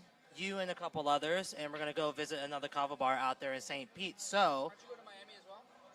yeah, but I'm driving. I think I might just drive that one. Yeah, because it's gonna be a lot faster, and also I save a little bit more cash when it comes to that. Because Yeah. Those planes aren't cheap to fill up. they are not. They are not. I one time spent like $150 on gas, and I had to because Yeah. we need gas to fly. So, but I just wanted to mention about this tea. I can definitely taste the hibiscus, definitely the berry part of it. The hibiscus flowers. You said there was blackberry in it. Blackberry, raspberry. I definitely taste the raspberry. It's really good. All of these have been like really great so far tonight. So, And I'm an honest person. I'd say if I didn't like it. talking about, I do want to give a little shout out. The state of Florida really did just go through a really bad storm, and we had tornadoes everywhere. We had the hurricane. Like, honestly, I almost think like the tornadoes did almost more damage. Yeah. But one of the things that was affected during the storm, I'm going to put a link down below just because, not only is the kava community supposed to support each other, we're supposed to support the environment and the nature that surrounds us. Yeah. And over in Tampa, there is a sanctuary for squirrels, like injured squirrels. And during the storm, the entire sanctuary was destroyed, completely gone, torn up completely. So we're gonna put a link down here in this episode specifically, and it's gonna take you to Squirrely AF. So you're going to type in SQUIRRELLYAF.org. If there's anything you guys can give to donate to this really great cause, it's rehabilitating animals so they can release them back into nature, and Mother Nature did what she's going to do, but sometimes we need to hopefully we can fund them enough to where they can build something that can withstand these weather. Yeah. And it's just nice to get back to the environment we live in. Exactly. And that's the thing is like, when we go out there, we're going to see whatever we can do to help out with that specifically. There's a lot of people out there that are still without power, and especially the storm Helene, from before. There's people still suffering from that. Yeah. So make sure you guys go online, and if you guys can donate anything, anything goes a long way, especially we're called here in this community to give back and support each other like family. So if you guys could help donate to one or the other or both, we'd really appreciate you. That was squirrelyaf.org. We'll put it up here on the screen for you. And we love you guys out there in St. Pete, Tampa, Sarasota, all the places that were affected. And, we wouldn't be here without you guys and your support. And we really look forward to going out there this week and this weekend to go see you guys. Alrighty, we're gonna hop back into this. So we're gonna have our next drink, which is from Big Dog Kombucha Brewery. This is the botanical beer. Now this is the one. This is my favorite. Yeah, you're still a part of this. Yeah, please. Yeah. So hey, fill it up with your glass. Get your glass growlers. We are going to be trying this. The botanical beer is, forget me, I guess. No, it's kratom. This is the Big Dog This kombucha. is half kratom. It's only the Odysseys that have kombucha, mushroom. and I'm pretty sure, if I remember correctly, this was flavored with pineapple juice, orange juice, kombucha, kratom, and so this is one thing I'm really excited for us to try.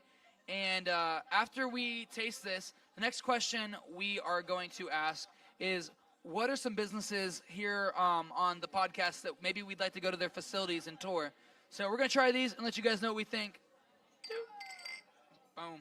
Bula. Oh, I also forgot to mention, there is also cinnamon in this. You can taste that. I don't taste any cinnamon. You don't? No, I not tasted at it a all. lot. Here's the thing is, I hate keen. cinnamon in my drinks. That's so. Are you sure? I taste like a greenish blend. Try this.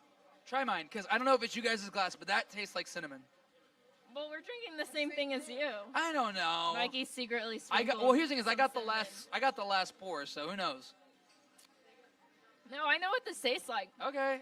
I guess I'm crazy, but no, it's not. Here's the thing is, I'll check back on my footage or whatever, and I'll put it down below to see if I'm right. But I'm pretty sure there's cinnamon like in this. the tiniest, like No, two there's not a lot. I taste it, but I also taste the cinnamon on a lot of stuff. I taste spices. It's almost unnoticeable, the cinnamon. I'm sensitive. Ladies, I am sensitive. I'm in touch with my feelings and in touch with my taste buds. Call me. Dude, that's the second time I've tried to drink the mic and speak into the cup. Yeah, I think I'm rooted. Dude, that is so good. I could drink that all day.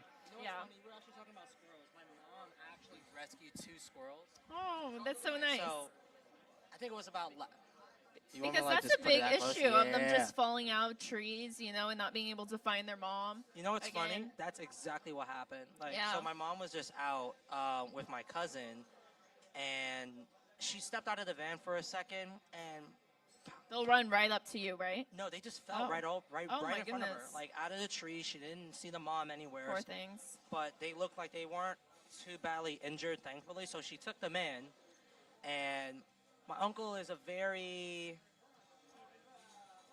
how can I say this? He's a very organized person. He wants to know what's going on in his house. He wants to keep it nice and clean. Like a little micromanager, maybe? Yes, very much a micromanager who has an addiction to buying things. But that's a story for another Interesting. day. Okay.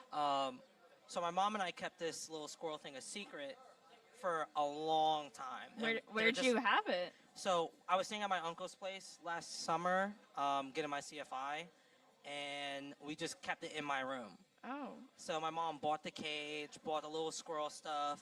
We tried giving them fruits, but they were too young at the time to eat fruits. So I was like, okay, they're probably still on some sort of formula. So my mom, I looked up, like, what do they need? Okay, let's get this squirrel baby formula. Got it. And they would just, like, crawl all over her. They'll crawl over me. So we'll take them out the cage from time to time. Yeah, I've had some friends tell me that they've rescued squirrels before. I've taken it to FWC. I mean, that's the best thing you can do is possibly give it over to FWC or somebody like that works at a rehabilitation center to make sure they survive and they're being taken care of and all their needs met. Yeah, and I hopefully agree. get them back out into the wild and fully functional. Yeah, because one thing's for certain, I'm glad my mom actually kept those squirrels for that time because she did need additional, pets and loved ones. How can I say, like, additional friends in her life. Because she was down in Miami for over a month. She was away from our cats back home, so having those two squirrels kind of helped her out. And she did build a connection, so she brought them home, and they got bigger, and she was like, you know what? One of them, they got out the cage, and they just actually stayed in our yard. Wow. Planted a few trees. So they knew, Yeah, they know that's where we are. That's where they're going to be fed. Yeah, they knew where they were, so sometimes they'll just come onto our porch and just eat some of the nuts and food. Well, that that's my mom puts awesome. out. That's a very well-fitting story. Well, so, okay, honestly, the whole point of this section is really to, break down that barrier and just have natural conversation with each other. So, honestly, I'm going to skip that question. We can just save it for another time because, honestly, this is what this part of the podcast is about, is just to talk about our personal lives, no matter who's up here with us. Yeah, definitely. And that's a really cool story and a very well-pertained, Yeah, thank you so much for sharing. Alrighty, so... And saving the wildlife. I guess we have done all three drinks, so I am going to ask the last question. I'll keep you up here to ask you. Who is a celebrity that maybe in your childhood or even still to this day that you look up to? Or like is somebody, not idolized, because I don't like the word idolize. It kind of creates almost like a weird, creepy feeling. Yeah. But who is a celebrity that you look up to currently or have most of your life? I'm going to start out with being so involved in music. There's a few musicians that really do give back, and they really do use their talents to the max. I look up to The Weeknd. I look up to Michael Bublé and Ed Sheeran, and there's a lot of older musician artists, but like I guess to this day, there's just something about Michael Bublé and Ed Sheeran. Like I have way more of a profound love and care for Ed Sheeran because on Disney Plus, I was saying one episode, he has a whole documentary series about his life when his wife, she was going through cancer and they weren't sure like if she was going to make it. So she was like, let's do this documentary. Like she's like, if it weren't for this, she would have never done it. But she's so grateful that like she kind of was allowed, like she was so comfortable to open up her life to everything. And there's so much respect. He does a lot of writing himself and he's always on tour. He travels so much and he really has worked from being a guy that plays in the subway station to being someone who sells out stadiums. So that's a celebrity that I really look up to. For me, it's actually not a celebrity. It was more of an athlete. Okay. So his name is George Bovell. He swam for Trinidad and Tobago in the Sydney, Athens, Beijing, as well as the Rio and London Olympic Games. I actually met George back in 2013, 2014, and we actually pretty much stayed in contact. At first, he was more of a mentor for me for swimming and trying to get faster, but it later on developed into going on a spiritual journey and actually bettering myself as a person, not only in the real world, but also the spiritual world as well. So I kind of looked up to him because he lived a much more peaceful life, a very harmonious life, and that's something that I began to desire, and I kind of understood why he retired. Yeah. Because, yes, being a professional athlete is great. I mean, it's a big toll on your body. It is a big toll. It's a big sacrifice that you have to make because there are times where you can't go and see your family because you have this event going on, or your mindset, your mental is messed up because, hey, if I lose this race, I lose this sponsorship. That's actually what happened to another Olympic swimmer named Cody Miller. He didn't do well at one of the swim meets. I'll keep it short and brief. But he did lose a sponsorship from one of his previous vlogs, I believe he said. Correct me if I'm wrong, Cody. But things like that do happen. Yeah. But so I don't really remember the full retirement story of George, but when he retired, I could tell he was much more happier and took all the things that he learned from swimming and put that into his spiritual growth. I feel like the Olympics, the Olympics is a very coveted goal to reach, but you really see when, if somebody messes up, you just see the hurt in their eyes. I have a lot of respect for athletes. I've never been someone that's super, athletic. I always cheered, danced, played soccer my whole life, and I can respect a lot of that stuff. Especially you see with a lot of gymnasts, they're very critical on gymnasts. You see if you land a quarter inch off your mark, you get docked the whole point. And some people, and they know the second they hit the ground, they're like, no way. And you just see, it's crazy. Same thing with figure skating. Yeah, definitely. I've seen athletes, they spend so much time. They can spend anywhere from a year to 2 years going over the same exact routine every single day, putting hours, blood, sweat, tears into this. And, when it's their moment to shine and they unfortunately mess up, you can see it on their face 100%. And it's so heartbreaking to watch because you know how much effort they put into being there and to just achieve that. Yeah. So, Lauren, who is a celebrity or athlete or someone you look up to, I guess? So there's nobody I can really think of off the top of my head, but I would say artists who talk about the struggles they've gone through in their life, the hardships, the mental battles. I think that's very touching to always hear an artist's story and how they've overcome it and seeing them on stage and getting to a point where they are now. It's beautiful. For sure. Yeah.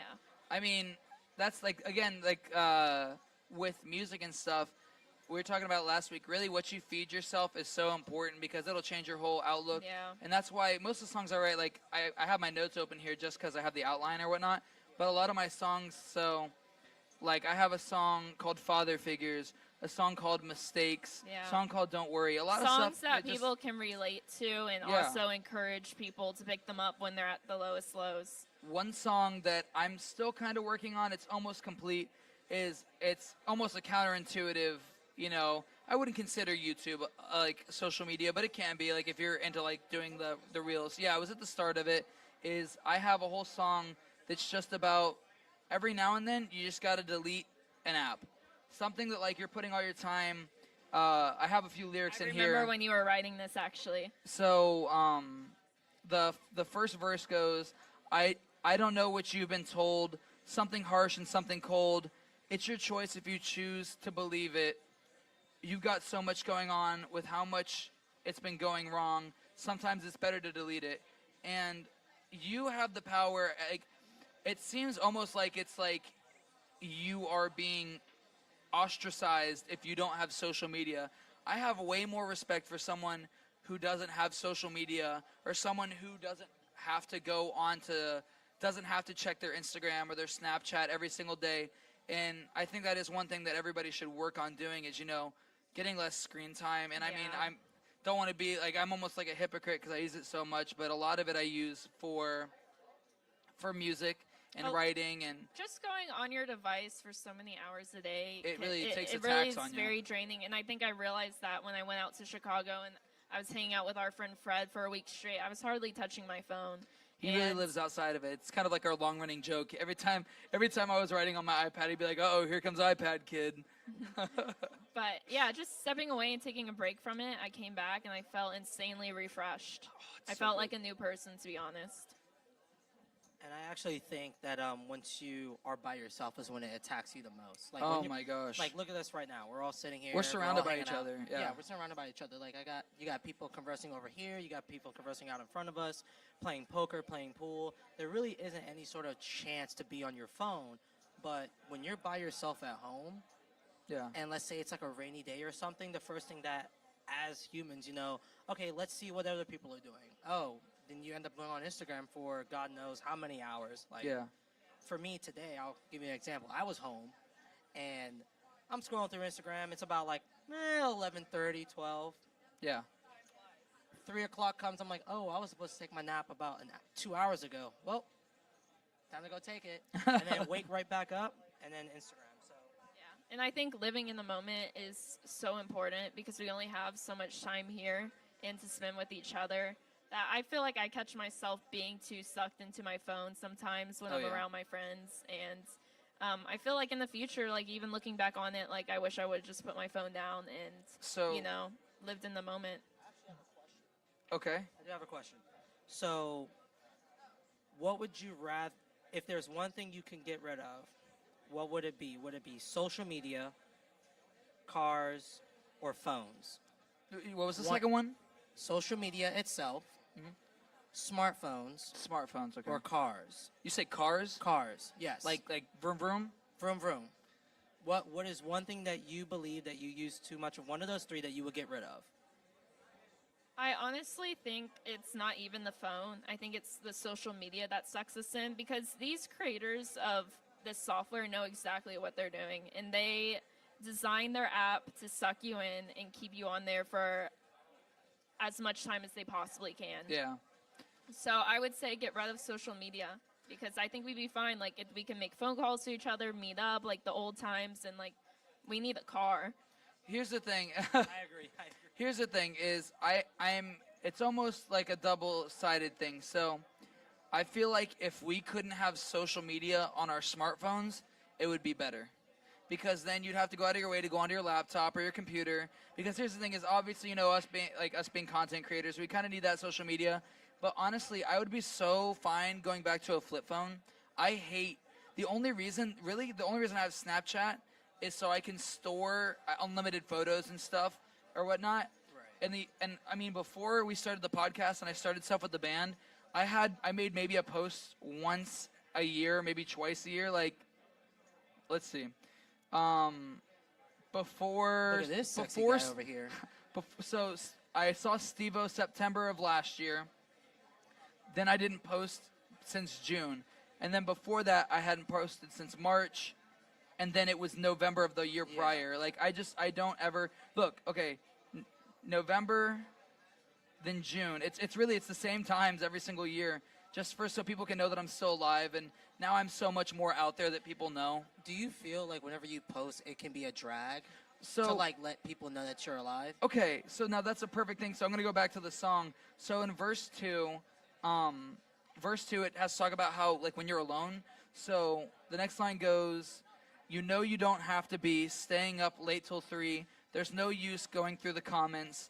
Ignore the follows, ignore the likes, ignore the follows and the likes. Ignore all the social psych. It's really not worth all the drama. So to go back to social media inhibits me from going to bed. Yeah. That and YouTube, I will say I love you, YouTube, but dude, the YouTube rabbit hole is no joke at 3 a.m. But then I get distracted whenever I run out of things to watch on YouTube.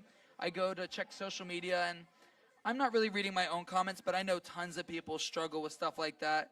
Like, I really don't care about the follows and the likes, especially even here on the channel. What I care about is how many people viewed the content. Yeah. Because here's the thing is, as long as somebody's seen it, that's all that matters to me. Whether or not they come back, I would love for them to come back. But as long as somebody sees it, each episode, kind of the way YouTube works is you have to have a certain amount of time viewed for it to count as a legit view in your analytics. And it shows you where people dip off and where people stay on. But I think like having people like you, having people like Finn and Bruno and Cece, it allows people to, technically we're not social media, we're just YouTube, but we do post shorts up.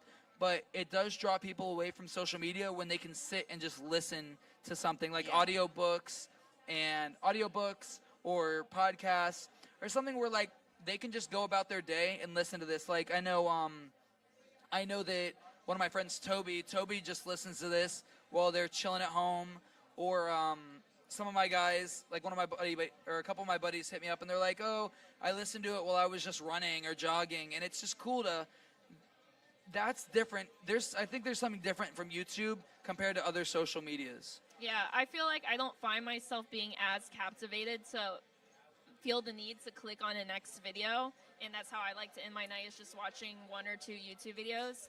I think as far as like social media, sometimes it can be a mixture of how the app is designed to keep you on the app. Yeah. And I also feel like blue light has a big effect as well. Oh, yeah. I know a lot of people don't turn off their blue light. It makes me at cry. night. Like not cry, but like it makes my eyes water really badly. Yeah, when I was younger and I was always on the computer, did you ever remember when you're younger getting those headaches? Oh my gosh. Like really, really bad headaches, and you kind of grow out of it once you're exposed to more blue light. But Yeah. Blue light's so harmful, and I think it's a mixture, the social media and the blue light. So it will keep you up for a lot longer than you're supposed to be.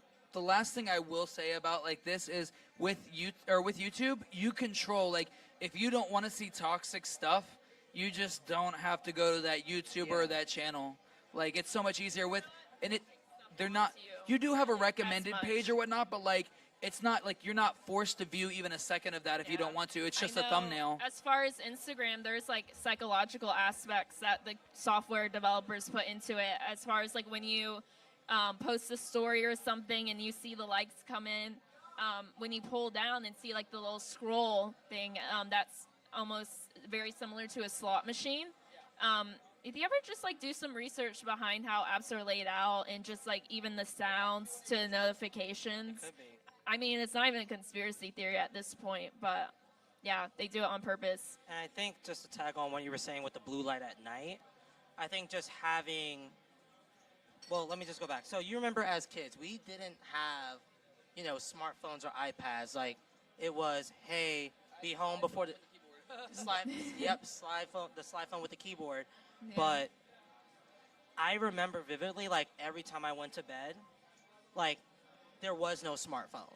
It was, hey, lights out. My mom and I was saying. Or if you had any screen time, it was strictly you had to go to the computer. That, or even if you didn't even have a screen, because some people just didn't have money to have TVs or even a laptop. But I noticed if I were to cut my screens off 2 hours prior for bedtime, I sleep a hell of a lot better. I agree. And I think, having those screens puts like you were saying, a psychological effect because our brains are still active. And I think it's also, we have something that is so portable that we can take to bed with us, and just sit on for hours. Whereas something like a TV or a computer, it sits in a designated area where you typically go to congregate or just get your stuff done. I know a lot of people, like, I don't even have a TV in my bedroom, and I've purposely done this. I wish I had that kind of self-control. Yeah, but I just know it would be so bad, and I'd catch myself on, like, up late watching TV. So my form of social media when I was a kid is my CDs. Now that's what I call music. I would listen to music until, like, 3 in the morning. Like, I would scroll through music. Like, I would skip through. I had installed like a little side table because I had one of those raised desk beds, and I had my bed on top and then the desk here. I would like shimmy my my little Lego jukebox in between my bed and my bed rail, so I could just skip through CDs, and I had a thing up on my wall where I'd keep all my CDs. Like I'm really like if I don't think I could ever cut out music out of my life ever. No. Like that really is an addiction to me. I wouldn't say music's an addiction. I would say it's more of your lifestyle. It's very therapeutic. I think it's a part of every, like, you even go back in history. It's been a part of every society, every culture. You can go back to beasts before Christ, and music was always there. Yeah. I would always say... It's such a big aspect of our lives that I think a lot of people don't realize how important music actually is. Yeah, and especially what you're listening to. So, I know... you being a musical artist, and I talk to other artists in the local area too, they would always say like, yeah, there's a lot of songs that talk about sex, drugs, drinking, all this, that, and the other.